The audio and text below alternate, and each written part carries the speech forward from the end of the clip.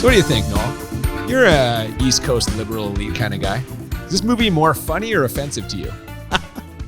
Wow, we're going to lean on that trope for myself. Is that what you're saying? Well, they say some tropes are grounded just in reality. got to keep throwing it out Trope there for and the truth start with podcast. the same 2 letters. Yeah, I like to think of myself as more nuanced than a East Coast liberal elite. But, you know, just like this movie is more nuanced than a stereotype, this is intentionally offensive and funny at the same time. So your stance is this movie is not a problematic stereotype. I just want that on the record. You just want to be able to hold that over me on social media. Is that what you're saying? Maybe, I don't know. Welcome to Bad Movies and Beer. I'm Cooper. And I'm Nolan. And today, after much anticipated buildup, we are discussing Sergeant Kabukiman N.Y.P.D. I am super excited. You know what? You know what makes this even better? I'm very excited to introduce a special guest on this episode. Yeah, who do we got joining us today? Our friend Mike Reynolds is here. He is the proud owner of 2 amazing bars, one in Hamilton, one in Toronto, Ontario. They're called Farside. And if you haven't had the pleasure of visiting either, I recommend that you absolutely do so. Amazing collections of films. I was going to say, you're a tapehead. Yeah. Oh, yeah. It's VHS specifically, right? Yeah. Well, you know, we've got the VCR behind the bar, so it's like very much the heart of what we do there. We're always running tapes and chewing through those VCRs. So, do you still buy online or what? I try not to buy online. I try to through a lot of donations. It's really worked. Oh, that's cool. Yeah. Some people are like, can I drop by my uncle's collection? And you know, out of 60, 70 tapes, there's usually 4 or 5 that are pretty good. And then a lot of fitness videos and like, you know, the weird stuff. Era specific. A lot of Let's Get Physical in both ways comes across your desk. Yes. And like home videos that I don't really want to put on there just you in go. case. That's cool, man. You worried about an 8mm situation? Is that what you're suggesting? Or like The Ring, you're going to see something that's going to... That's cool, man. Thank you so much for being here, though. I really appreciate it. No, thanks for having me. Yeah, for sure. And just echoing what like Noel said, this is my first time in either of the Farside bars, and it really cool vibe, man. Cool place for sure. James Street North in Hamilton. If you're downtown Hamilton, this is the place that you want to be. So definitely come check it out. And this was your first time, we think, seeing Kabukiman in its entirety. Yes. Yeah. It's one of those ones that's been like recorded off the TV a couple times. I've seen bits and pieces of it. I think it was like in grade 7, me and my buddy Dustin watched the Toxic Avenger for the first time. Yeah. And they got those 3 trailers at the beginning of Toxic Avenger. It's Femme Fontaine, Killer Babe for the CIA, Surf Nazis Must Die. Yep. And then there's Sergeant Kabukiman N.Y.P.D. And that was like pretty much my introduction to like trash cinema. Yeah. So very much excited to imbibe it in its entirety. For sure, man. And you mentioned the trash cinema introduction. For so many people, that's what Troma is, right? Like Noel had never seen a Troma film until we started doing the podcast, and it just so perfectly encapsulates like the low budget, but like the spirited. They want you to have a good time. They're not trying to make any like high-end dramas. It's just fucking entertaining 90-minute long movies. It's the good stuff. Just made for fun. There you go. And speaking of good stuff, as always, we have paired the movie with a beer. This one, you and I went to this brewery in the summer. They were having like a 5th anniversary or a 10th anniversary, 5th, 10th, something like that. Some number anniversary that was significant. And I think perfectly blends what we've got going on here with the North American and Japanese elements. What are we drinking here today, Noel? Yeah, this is a citrus saison. It's called Yuzu by the Godspeed Brewery. Really good place. I think they came out of Montreal. So originally the brewers were a part of the brew scene there and wanted to bring some of the stuff they were making to Toronto. So they came over and opened their own brewery. They have a whole selection of amazing stuff and incredible food. We were really lucky because they had this like disgustingly amazing anniversary party where they had beer from all of these Japanese breweries. And collabs. They had ones they had brewed with them. And they also just brought in some of the Japanese like house brews. And that was cool as shit. So really, really, really amazing stuff. This one here today I have had before and is excellent, right? So it's got that yuzu fruit, but it's also a citrus saison. So you're going to get some of those classic like bitter yet sort of fun and wild flavors from the saison that we're used to sort of enjoying. I'm excited to get into it. You want to crack it open here? Absolutely. Fun and wild. Another great connection to the Kabukiman.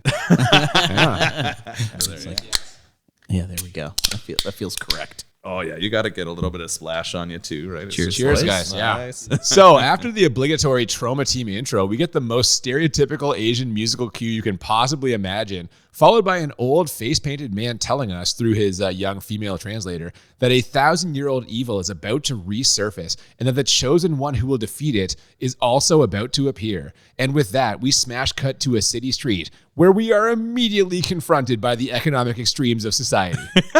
So, yeah, we get some interesting introduction to some business types who are doing cocaine off of the roof of their new Mercedes convertible. But before that, there's a homeless guy as well in the gutter. Literally, he's sitting in the gutter. There's a sidewalk right there. I don't know. Yeah, they're trying to tell us the evils of capitalism early here because we know that's going to be a part of the message of the movie. Is it? Yeah, I think that's a major message. Oh, yeah. I don't think you can just immediately toss greed in as capitalism. I mean, is there greed in capitalism? Sure. Isn't that the number one rule? He said to the small business owner who's joining us. Well, let What me an tell you asshole. guys, greed is good on a small scale. I can put it that way. But I couldn't believe in the first 30 seconds what we got was we had a hobo on the sidewalk. We had some dudes smashing nose candy off of their new car. And then we went right to what was the guy's name? The bad guy, Rembrandt. That's our henchman, our main henchman. Rembrandt with his wig, and directly to child murder. Thankfully, they didn't show that. Thankfully, they cut away. But yeah. Right away. Yeah, I was immediately confused by this because we just heard that this Kabuki Man is going to appear, but apparently he already exists. There is a version of the Kabuki Man who's like living in Midtown Manhattan and nailing his hot wife in the middle of the day. But unfortunately, he's so busy laying pipe that he doesn't notice a muscular goon with the most absurd wig I've ever seen in my life breaking into his condo and, yes, murdering his 2 young children. This goon kicks the bedroom door in and runs this guy through with a katana before throwing the wife out the window. And they tease us so badly here because one of the coke-sniffing Wall Street guys literally says, I'm telling you, man, with these wheels, the babes are going to be falling all over you. only for her to miss the car. Come on. They definitely toyed with us here, and this is not the only time they're going to be doing that in the movie. I had a good laugh because I yelled out that he was going to crash through that sunroof. And you wanted it bad. I wanted it bad, but I actually liked the choice better. I like that they're fucking with you here. So how do we go from a woman crashing down onto the sidewalk here, her whole family also being murdered? Like, what's the transition here? We go right to the title card, man. It's it, Sergeant Kabukiman N.Y.P.D. Right. And after that, we are introduced to Sergeant Harry Griswold via a classic noir-style detective voiceover. And we can tell immediately that he's a hero because despite all the evil that exists in the city, he still sees the good. Guy sees the good in a fucking hot dog with sauerkraut, I'll tell you that. Dude is making mouth love to this thing. And as we hear all about the show, he'll be seeing later on that night. I think they're just trying to build his like down-to-earth credibility here, right? They're showing him enjoying his favorite restaurant, the best New York eats, and it is a hot dog. We kind of get a artsy cut, though, to another man jamming a bunch of worms in his mouth, sort of comparing it to the sauerkraut here. Oh, yeah. It's like an artsy juxtaposition as he's slurping that fucking sauerkraut off the end of that hot dog. It's the same guy as before, the face painted man who's part of the show he's going to see tonight. What's the fucking performance they're going to be seeing? Yeah, this is going to be a kabuki show. This is a like special show, which we find out is being funded by a billionaire. He's saying he's trying to bring the arts to the people of New York. But we think maybe there's an ulterior motive being set up here. It seems to me that this billionaire is not really above board. What a fucking shocker, eh? This anti-capitalism guy is like, a billionaire, he must be fucking evil. Yeah, what does he say? It's like the best way to bring culture to the like lowlings is to sponsor cultural events, you know. That's his angle on that one. I have never seen a kabuki show. I'm pretty ignorant. I'm aware of much Japanese culture through the internet, but I don't know a lot about kabuki. What am I going to be seeing here? A whole lot of shouting. not to stereotype, but no, you were like, is that supposed to be normal? And it kind of is. Yeah, it's all like facial expressions and like, you know, extreme motions and that kind of thing. Helpful too when there's a language barrier, as there is in this case. Well, as we yeah. are told, that this is actually the first kabuki performance, authentic, like in the history of New York. And perhaps because of that, the theater patrons don't react the way you'd expect them to when that same goon from earlier appears on stage and starts blowing people away with a shotgun. They're laughing and clapping and totally into it, at least until some of them start getting picked off. But luckily, Sergeant Harry Griswold's there to calm everyone down, huh? It's got this, right? He strolled in late, finished off that sauerkraut-laden dog, and sits down beside a very grumpy lady. He also opens a bag of chips. Well, I was going to say, that's why she's grumpy. Chips. Oh my God. It felt like I was watching like a Mr. Bean skit, you know, where he's like trying to open the candy in church or whatever, you know? Like, Yeah, man, absolutely. They were definitely playing on those sensibilities. Yeah, the imagery is not at all times subtle when they're doing this.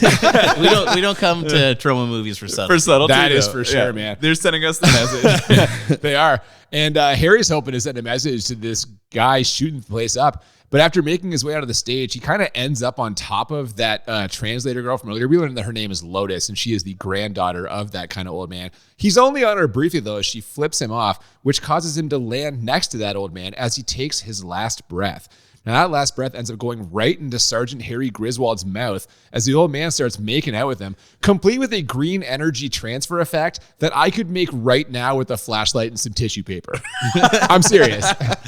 That is accurate. Oh my goodness. Yeah, I was not ready for the makeout scene. I was not. It's not actually a makeout. We should clarify. It's a makeout. They but literally he's just embrace. transferring. I thought more like a personally mouth to was mouth. prepared for the makeout. It was the worms that kind of made me question it. Yeah, after they have this deep kiss with some strange light work and a vomiting of worms after they were transferred, we now know that our NYPD detective is going to be the chosen one that was sort of talked about at the beginning. I don't think he's quite prepared for that yet, both sort of emotionally and culturally. And I don't know that he's going to have the skills to do this, but we're going to find out if he can pull it off and become the one who saves the world against the evil one. Yeah, I'm going to go ahead and assume that he's going to pull it off. This is, it seems fairly obvious if you're kind of broadcasting. You know, But the evil one. Yeah, that evil. Well, more on him later. You'll never guess who he is. We do see the Kabuki Man transformation here in a moment as Sergeant Griswold stumbles outside, and we are treated to more world-class light effects, along with some classic Troma wipes as Griswold drops to the ground, then rises a new man. A new Kabuki Man. Oh my goodness. There's a lot to say about this transition sequence. There are some very colorful fabrics used, and he spins around in them. We don't quite get all of this yet. It becomes more apparent a little bit later. But we almost have like Batman wipes is what I would They were sort of flagrant think of this. ripoffs of that. Yeah, only it's Kabuki Man's head. We see those like 6 of those as we go. They get speed up more at the end, I feel, but they're there. Which I feel embarrassingly is my first moment where I'm like, oh shit, this is Troma's Batman. And I should have picked up on that earlier. I think we're in the gritty New York City. We're getting some villains. We're getting a battle against like greed and evil. I was like, oh, fuck, I should have had. Yeah, if there's one thing Batman hates, it's rich guys. Rich guys who abuse stuff, I guess. But you're right. That's I know. fine. He being a billionaire himself. Well, we do spend some time with the big bad in our next scene. I believe his name is Reginald Stewart. We learn a bit about his plan here. If I'm being honest, I do not remember what it is, only that he is in collusion with the Reverend Snipes, who I wrote down may also be the mayor of New York. Is that possible? Or did I just have that way off? I think you're pretty far off on that. What's clear, though, about his plan is that he wants to become the evil one. He seems to know about this and is trying to set up sort of the fulfillment of this Japanese prophecy. And using the funds that he has, he's looking to do that. Reverend's introduced as another interesting character. I think he's just sort of a minion or peon underneath the billionaire, under our Stewart character. He's there to provide actually some decent acting. We got business to discuss. Oh, have we? You bet your corporate butt we do. Your little contributions to my youth center just aren't going as far as they used to, if you know what I mean. You think this is like good acting? I think that the villain characters, some of them, tend to do a better job than the rest of the characters in the movie. I think Rev and the Stewart character are some of the most impactful. Yeah, look, and we're talking in broad strokes here too. Like we're not talking about Iago and Othello here. You know, like we've got classic low budget film here. When they can pull it out and you feel compelled, you're like, oh shit, that guy's actually evil. So you're saying it's a like in the land of the blind, the one-eyed man is king situation? Absolutely. Yeah, it's a low bar, and this guy's clearing it. Okay, that's fair. Look, as far as those things go, like a C+ is like, oh man, like in this movie, it's like an A-. Yeah, exactly. Yeah. Okay, I got you. No, so the Reverend's there asking for more money. His like scheme, money laundering, drug dealing, isn't going as well as he would like. But this all gets interrupted when the nephew of the big boss shows up, Skipper. Yeah, well, I will say this: the big bad does show his bad guy credentials here by putting a bullet in his own. It's his nephew. Yeah, it's his nephew. His nephew's head, not the guy with the glorious blonde hair. I'm not even sure a bullet could actually penetrate that. It's just some other guy who fucked something up, and that obviously will not be tolerated. But this is the message he's like subtly trying to send to the Reverend, right? That's the move here. Oh, yeah. He's definitely letting the Reverend know that if he fucks up, this is his ending. The part that stood out most for me, though, this whole scene was after he shoots his nephew in the head, the beautifully wigged man, Rembrandt dips his sushi in the head wound of the nephew, and also showing his bad guy credentials. Yeah. I also noticed that the sushi roll he was holding was like 7 inches long. Think of the phallic thing? What hadn't been cut. I was like, that was new to me. It was like, a wide shot. You had to see that it was sushi. They needed to make sure that he could hold it. That's true. Yeah, you couldn't be far away. What's he got there? What is that? No, they would be very clear. Yeah. In our next couple of scenes, we see that Harry Griswold is having a tough time readjusting to life after whatever happened to him at that Kabuki show. Not only are we treated to a surprise in the mirror that you totally called, Mike, we also see him struggling to relate to his coworkers, especially his captain, as he's taken a lot of heat for all the non-criminals he shot the night of the big performance. And also for wearing a dress. His captain mentions that a couple times. And if he could see what's going on with Harry on the other side of his desk right now, he'd be even madder. Because what's going on over there, man? Oh, man. There's a lot to say about this police station. They're setting up a running gag here of silliness happening in the background, all kinds of stereotypical characters in a New York police station. While he's getting shit on by his captain, we see his boot melting and turning into a fucking sandal. Yeah, it's one of those. It's one of those like wooden traditional Japanese. I think they're called a jeta. How do you know this? I googled it. I found a YouTube video of an Asian guy telling me how to pronounce it. You're claiming it's not a fetish. Okay, I understand. I'm gonna have a hard time defending that in a few minutes, but we get to a different scene. All right. No, anyway, this does happen. His like lower body is transforming into the traditional garb of the kabuki. His pants are fine though. He's carrying around with him wherever he goes, like a fucking briefcase. Yeah. Only it's folded pants. He's just like, I'll just throw my pants over my shoulder. Yeah, don't worry about that. But he's starting to get a half kimono in the bottom. Like I don't understand how he's got. Look, I got a couple half kimonos watching this movie. It's like it's like whenever someone gets their outfit transformed by magic, it starts at the bottom and like spirals upward. That's all. He's only reached the midsection. So, armed with his pants that he's carrying around in his fucking half kimono, he goes to meet up with Lotus and gives her what he thinks is good news. The police caught the guy who killed her grandpa. She calls bullshit on that, though, telling him that the real culprit is an evil spirit who has yet to reveal himself, which is actually great for us because it gives us the chance to see Harry showing the full extent of his acting abilities. Evil spirits? Come on now, you're a full-grown woman, all right? You just talk to me in normal English. Yeah, this is a tough scene in terms of execution and acting. At some point, he stands up and hits his head on the light, and I'm not sure that was planned. It was the best take they had. They did it once, and they're like, hey, maybe that's how we should do this. Yeah, I think so. I don't know. It's pretty bad. We had just complimented the sort of evil villains on some of their acting. The lead in this does not do a great job pulling off Harry Griswold. Yeah, you don't like the main actor from Mutant Hunt? It's giving me super high 90s movie vibes, right? Like he feels like he would have fit in like either a Dumb and Dumber movie or like one of those sort of movies, and he would have pulled that off. But I don't know how he became a police officer, and I don't know how he then becomes the one to save the city, but I guess that's what makes it fun. I don't know how he became an actor. That's a little mean, I guess. But that might be a little harsh. Well, despite your guys' criticisms of his police abilities, he decides to follow one of the only leads he's got left and head to the office of that rich billionaire who organized the Kabuki performance in the first place. It's Reginald Stewart. Now, we know he's evil, but as far as Harry knows, he's just an important businessman who loves getting blown blowjobs in the middle of meetings. But hey, who doesn't? Am I right, guys? Come on. Does that sound alarm bells for you? He walks in. Harry's a little upset and even like offers to step out until he's finished because all you see is long blonde hair on the other side of the desk at the waist of our billionaire. He tells him to come in and he actually offers him a job. He tells him that he could work for him. And as this is going on, we find out that a little bit of a switcheroo is happening here. He's just getting a shoe shine. It's not a blowjob, although she does wipe her lips when she comes up. So I'm wondering if it was a 2-for-1 sort of thing. All I know is the room was full of goons. So like, if that were the case, everyone's getting a bit of a show. For some reason, I don't feel like this billionaire minds. I'm not sure based on the sort of eyes. Probably ordered them to watch. Yeah. Guys, Don't break eye contact, I got my fellas. 6 o'clock watching a blowjob shift. Sorry, I gotta go catch that.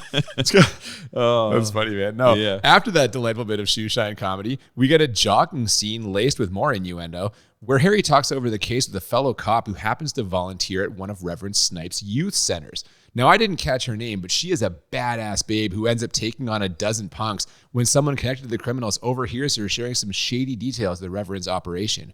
She tries valiantly to fight them off, but she's quickly swarmed. And I know you love this part, Noel. They rip her top off for no reason whatsoever. This guy fucking loves boobs. I don't know if we have a bit of a running gag where Cooper says that I am only enjoying movies where breasts are shown, and my ratings only slightly support that. Just a little bit.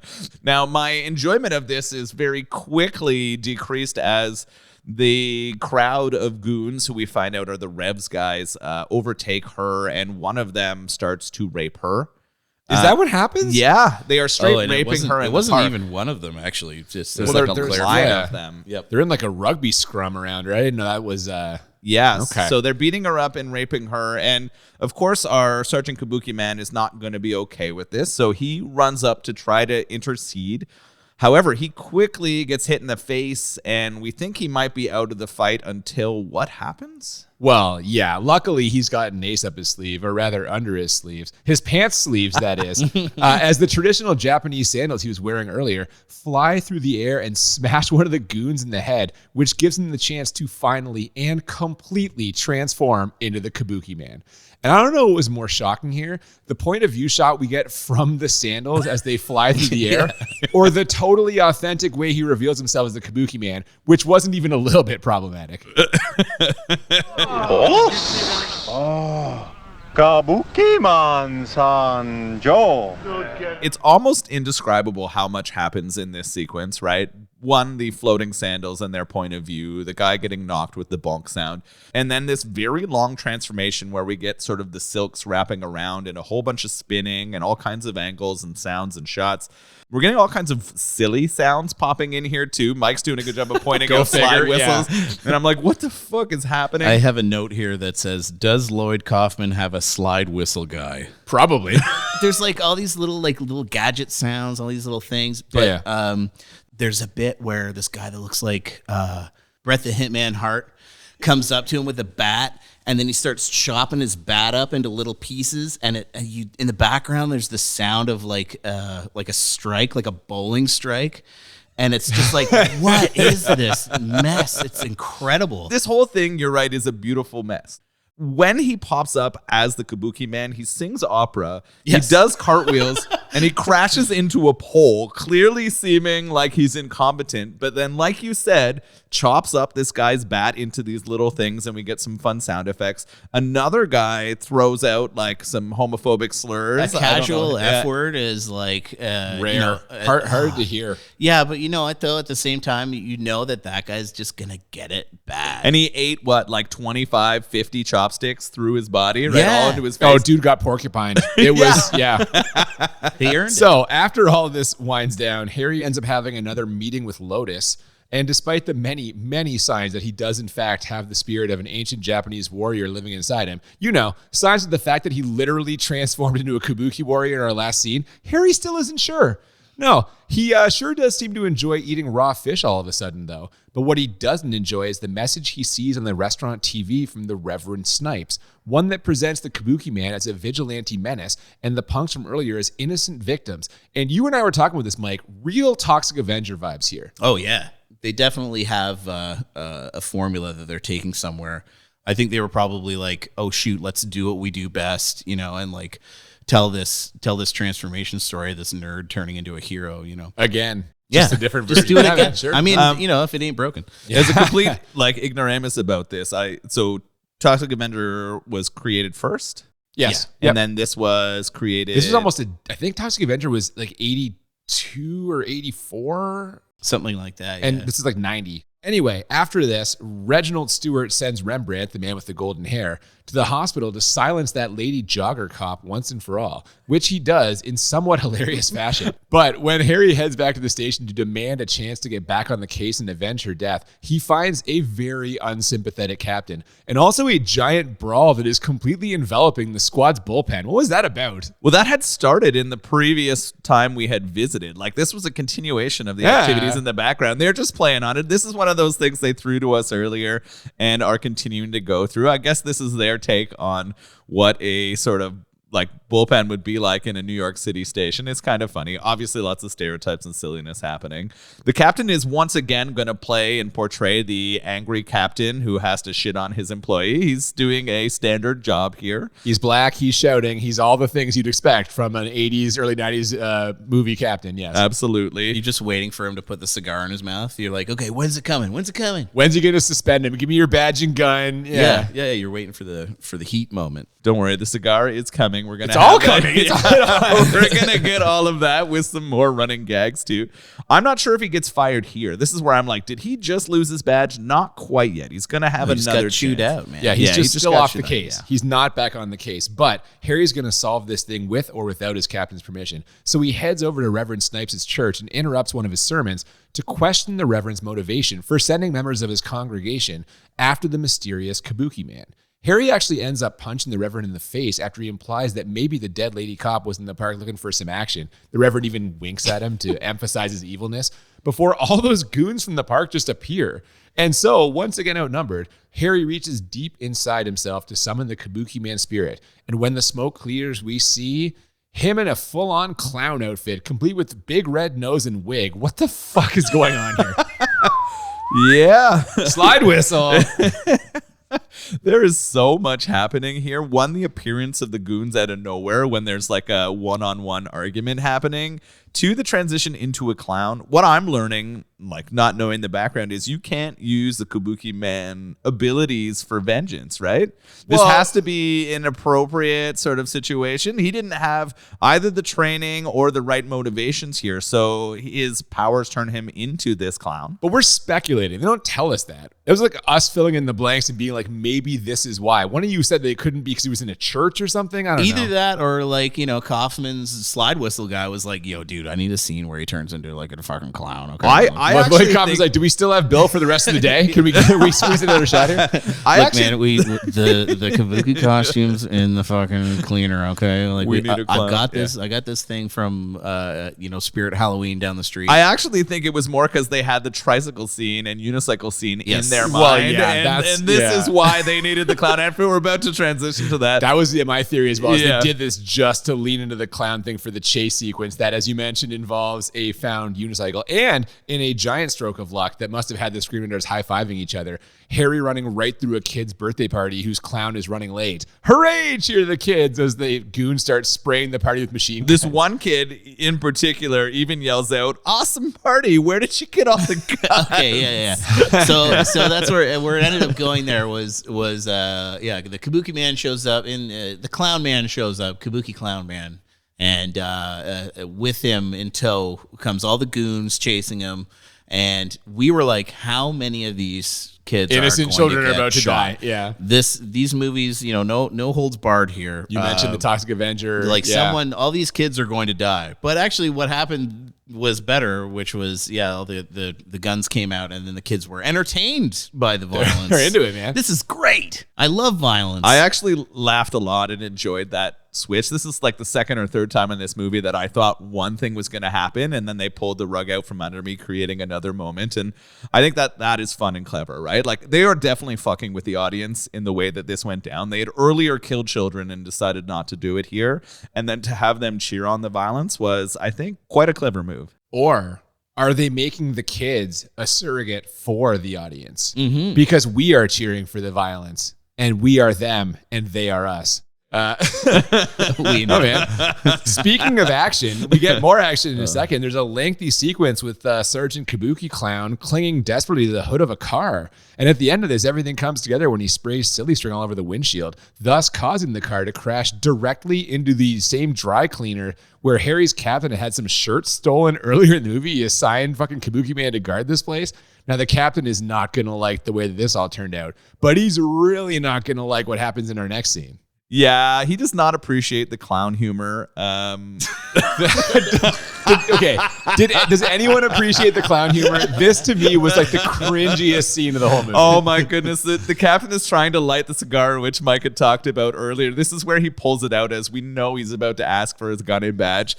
Right. And he goes to light it and his matches aren't working. So he gives him a lighter. And of course, what comes out of the lighter? Oh, he squirts water on him, like, dude. Oh, and he goes to wipe his face with his handkerchief and the dye comes off the blue handkerchief and he's just putting dye on his face. They're all coming out and the captain is not appreciating it. I wasn't either. I'm like, this is terrible. No, lay it on, man. We're this far. This is where we branch off. What's another couple feet? And couple feet of like endless fucking handkerchiefs. He's pulling it up. Yeah, That's magicians. Yeah. Never mind. I was thinking of magicians. No, Harry's friend is dead. He's being blamed for untold numbers of assaults and property damage around the city, and he's just been suspended. So with nothing left to lose, he heads over to Lotus's apartment to shoot his shot. Unfortunately for him, the relationship she's offering involves less tenderness and support and more fear and pain. She ties him upside down and beats the shit out of him with a kendo stick. And I got to tell you, I'm here for it. This is way better than whatever he was expecting when he went over there. Best case scenario. Yes. Yeah. I think.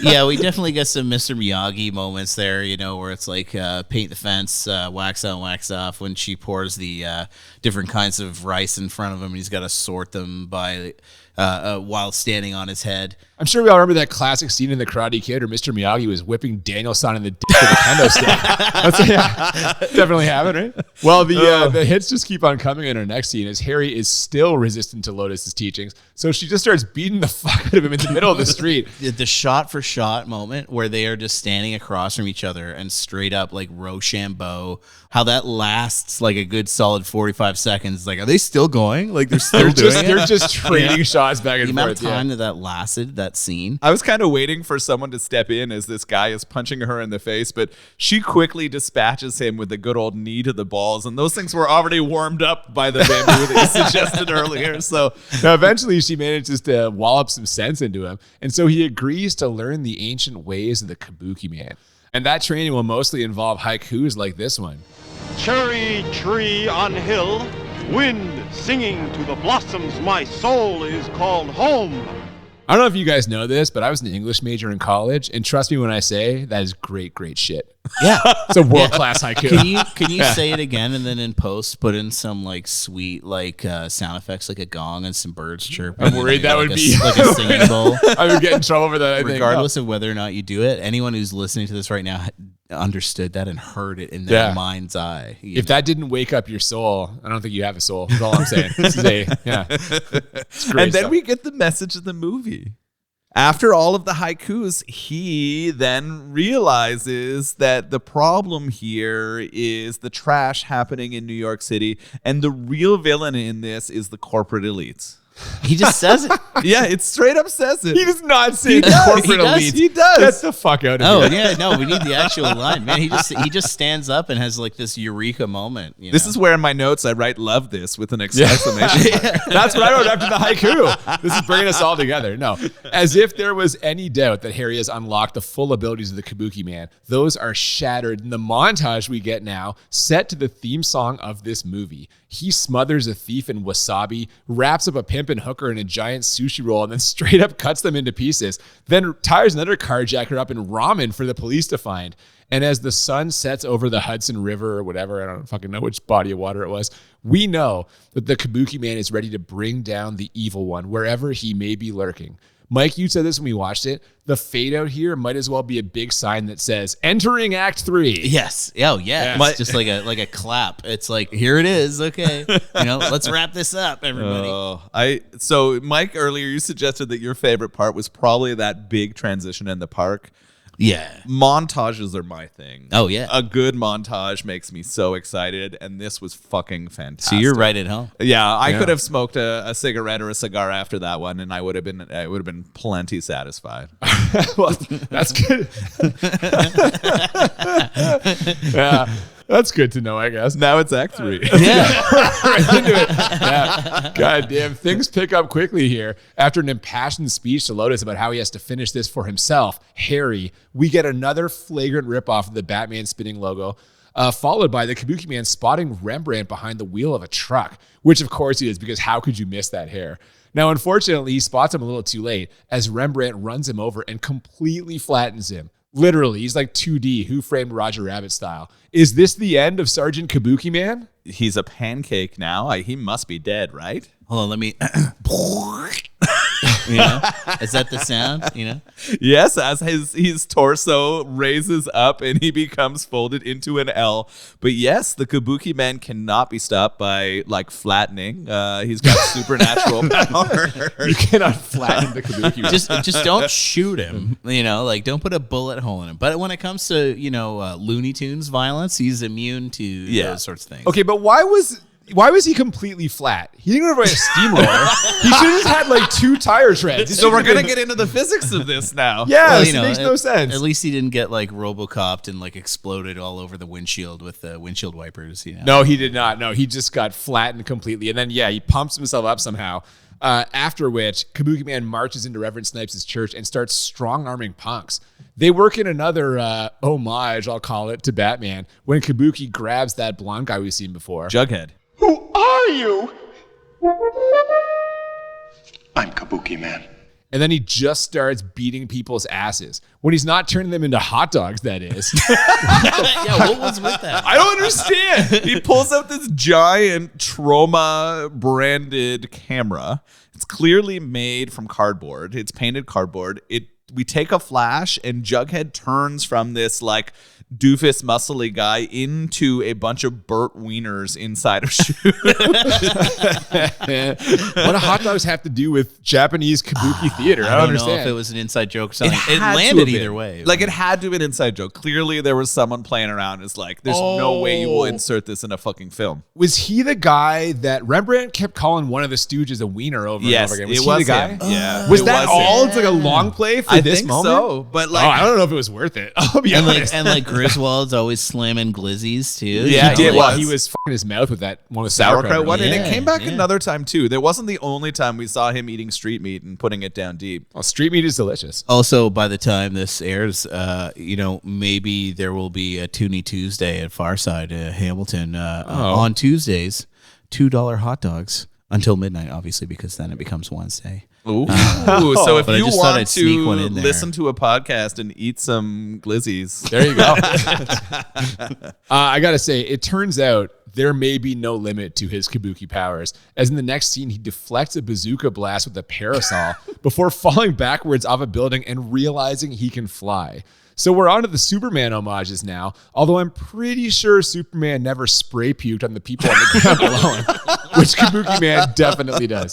The flying, you're right, is a bit amateur. We've got a sort of sexual ride, though, with Lotus and him on top of each other flying around in the sky, interspliced with shots of the New York City skyline. Yeah, clearly an early green screen effect here. No, do you think so? Dude, it wasn't even green They were screen. just laying No. They were just on a rooftop. They just got up high. You're right. Yeah, they're just over the edge of the roof. We're gonna put them on a ironing board, and we're gonna shoot it on a roof, and they're just gonna put their arms over their heads and go. Wee! No, I would fully believe if you told me that they had one of those wheeling hospital gurneys, and they just slid that across a rooftop as they filmed behind. That makes sense to me. Yeah, and we have to say this sort of Superman thing. When you mentioned the puke, who of course did they puke on? Is it more Wall Street guys? It's lawyers. Oh, lawyers. Yeah, Even better. yeah, of course, right? Yeah, We're just they're sort of sticking bragging with it. about, like some hot score that they had, Yeah, they were like bragging about getting a murderer off, and then all of a sudden they get puked on. Well, speaking of hot scores and getting people off, Hey! our next scene comes after Sergeant Kabukiman's next flight, which actually has a different passenger, as he scoops up Reverend Snipes and literally threatens to stick the Empire State Building up his ass if he doesn't confess to his criminal dealings, which he does, though. I thought that was effective. So it's time to celebrate, which Sergeant Kabukiman does by passionately drilling Lotus. And if I'm being honest, I don't have any jokes about this scene. It was perfect. From the gong which signaled the beginning of their intercourse to the way he triumphantly rose from under the covers, a full Kabuki man once more, to deliver the Reverend's confession to the police and give he and Lotus a chance to recharge before their next intimate love session. 10 out of 10 for this scene. That's what I'm telling you. My question for this whole thing was two. I had two. One, first, was it the slide whistle guy who also shook the bed during the bed is rocking a lot. Oh my God, yes. And two, did he finish while himself or as Kabuki Man? I couldn't tell what the sort of like. I figured that was the point where he becomes Kabuki Man. That is sort of the new trick, is he has to to then transform into Kabuki Man. Sergeant Kabuki Man, they're robbing the bank. No problem. Is there a hot Asian lady nearby? I just need to. Popeye needs his spinach. Now, the terrible Sheridan film student in me, deep down, buried under 30 years of, or 30 years, I'm not that old yet, 20 years of drinking and bartending and screening movies in bars, wants to point out the fact that the two of them got under the covers like a cocoon, and one of them was born anew. A butterfly emerging from the chrysalis. A butterfly emerging. It's again, all trauma movies having this theme of transition and transformation. And I'll leave that where it is, and then I'll say I'll shake my fist at my my film professors. Mike making the case for why this is not a 10 bad movie right here. Oh, a little bit of art. Yeah. Dude, they whoopsied made a good movie. Was it a mistake though? I don't know. This smells like craft to me. I don't know. Now, unfortunately, it smells like something. Yeah. Now, unfortunately for Sergeant Kabuki Man and all of us, when he flies back through the window and rips the covers off of what he believes to be Lotus's sexy, sexy body, he finds someone with a much better head of hair. It's Rembrandt. Only, as we quickly and tragically learn, that hair is actually a wig. I knew it was too good to be true. We knew was that the moment that you learned I that it didn't was know. a wig? Well, sorry, I knew it was a wig in real life, but I thought that in the world of the movie, it was supposed to be his real hair. Like they were just going to put that on him and be like, no one say anything? That's his real hair. And I'm like, the character had a wig. That made me sad. They are now going to get into the big bad battle, right? Like you think this is like, he is the second in command henchman. We know there's going to be one final fight. We are into the sort of second last battle of this film. And we think it's going to be a tough one for our Kabuki Man. Is he able to dispatch of Rembrandt quickly, or what's going to go down here? Oh, fuck yeah. That's a wrap on old Rembrandt as Harry puts a bullet dead center of his forehead. But Lotus is nowhere to be found. So Sergeant Kabuki Man enlists the help of one of nature's greatest trackers. Maybe, I have no idea. It's the monkey from that Kabuki show. There's a monkey in this movie. We didn't mention that. The baboon. This is Lotus's baboon. It lives with Lotus. It's named Toyota. But it was part of the show, wasn't it? Wasn't it in the show at the beginning? Maybe. I think it comes out as a part of it, but it is a part of their family. It's hanging out. Yeah, Toyota was a member of the family. So Toyota is used by our New York cop, Sergeant Kabuki Man, to go locate Lotus. How's he do it? He gives her brassiere after he smells it himself. Yeah. He smells her titty holder, and then he puts it in the baboon's nose and makes it smell it. He carries it around, and he trusts the baboon is going to lead it there. Although he has this really weird joke or like comment to the baboon. You sure she's in here? This better not be a banana factory. You're dog meat. Showing no knowledge of how bananas are produced. Wait a minute. You say a banana factory? Well, no, amazingly, this monkey actually does manage to lead Sergeant Kabuki Man right to Lotus. Reginald Stewart's got her tied up to a fence while a hungry tiger paces nearby. And in case it wasn't totally obvious by now, Reginald Stewart is the evil one.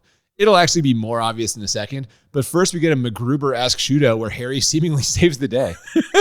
This is really bad. He and the baboon both load themselves with guns and start to go off to try to fight the bad guys. He's yelling and shooting in all different directions, and every single shot is hitting someone square in the forehead. We didn't mention it before, but almost every gun kill is a direct forehead shot, and I don't know why. He gets one guy in the dick. In that Kabuki performance. Oh, does he ever? That one was pretty good, actually. I would have liked to watch that one on replay. That was funny. But he does manage to rescue Lotus from the fence here.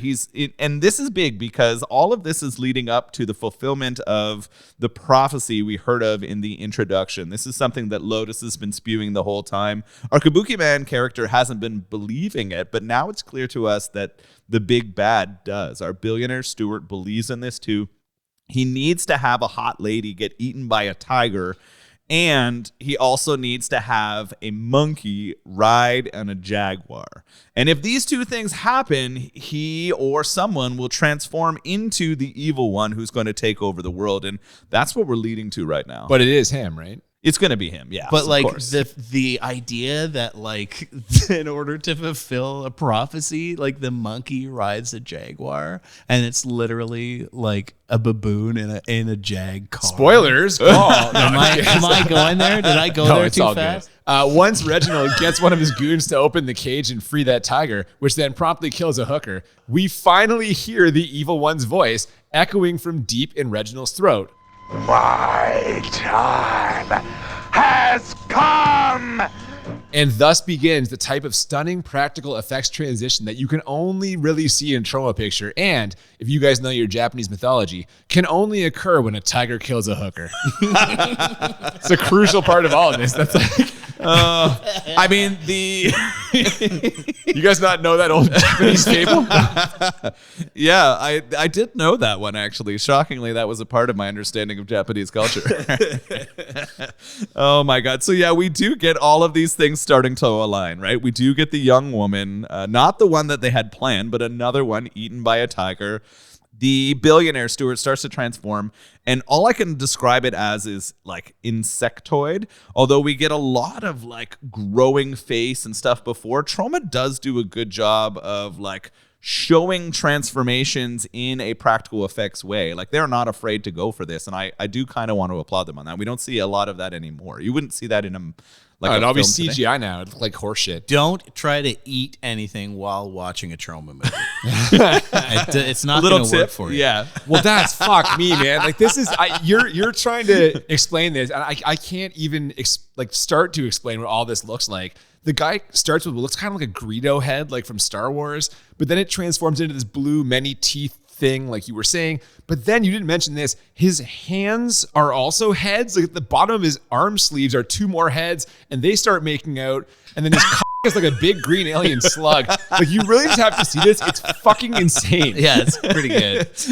It really is indescribable. And the hilarious part is this whole time I almost said the Toxic Avenger. It feels like that movie. This whole time, the Kabukiman is unconscious and Lotus is trying to wake him up. And it isn't until she plants a big kiss on him. The same time that the monsters' fist hands are making out with each other, she's planting a kiss on the Kabukiman, waking him up and transforming him into Sergeant Kabukiman. And now we're going to get our big battle. Our final boss is here, the evil one, transformed into whatever you can describe this slug monster as. And Kabukiman wakes up and goes right for him. We're going to get this shot of them kind of grappling, and I'm looking forward to a payoff here. How does it turn out? Oh, it's over in like 10 seconds. You forgot to mention all the fireworks spraying majestically as Kabuki like walks up towards him. But yeah, they fucking grapple in slow motion for like, I don't know, 6 seconds and then suddenly explode, which I think had something to do with that monkey getting pulled out of the car. I was fucking completely lost at this point. I don't know what's going on. I narrated this as we were watching, I think, because I could see the confusion on your face. To fulfill the actual prophecy, the monkey had to ride in or drive the jaguar. But Lotus bravely notices that the monkey's trying to start the car, runs in, rips it out of there before it can drive and ride the Jaguar. Sitting in a Jaguar is not the same as riding in one, and so she cancels that prophecy. We're told that it's canceled because we get this wonderful sky animation.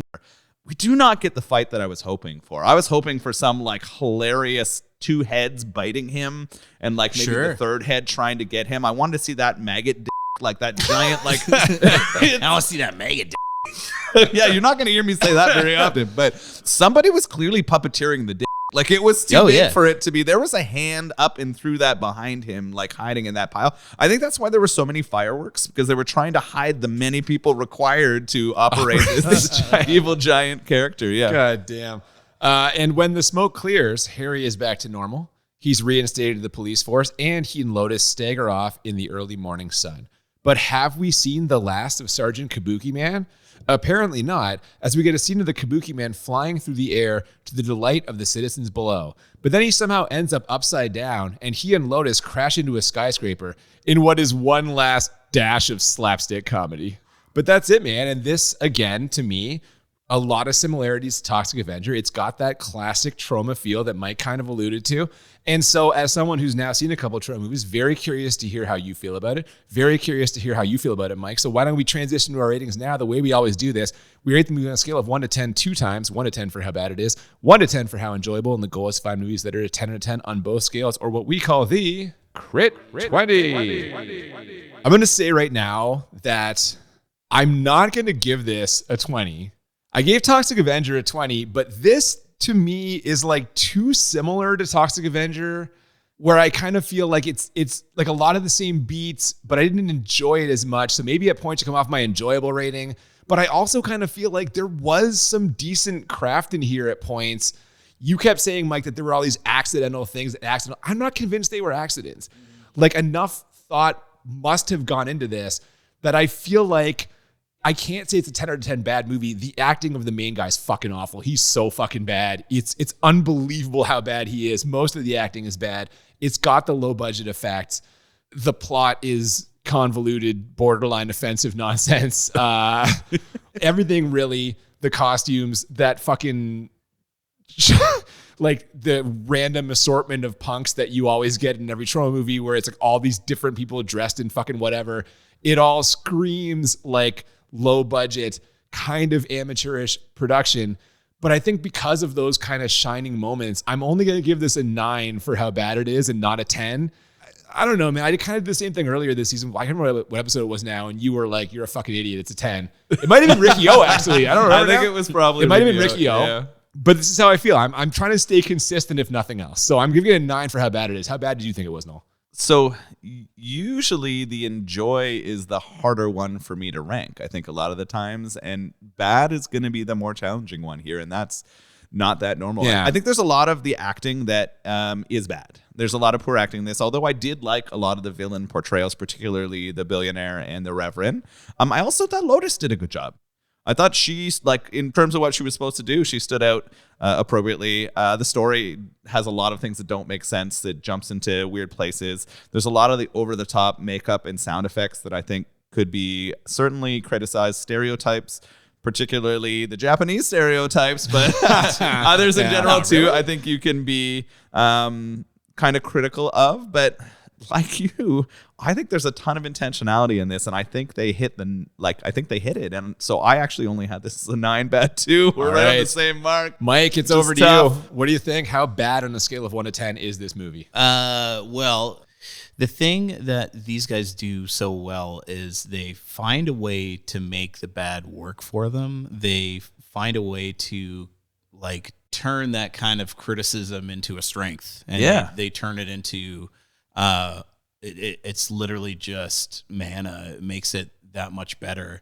And I mean, like if you're gonna look at this versus, you know, like a Paul Thomas Anderson movie or something like that, I mean, like let's be honest here.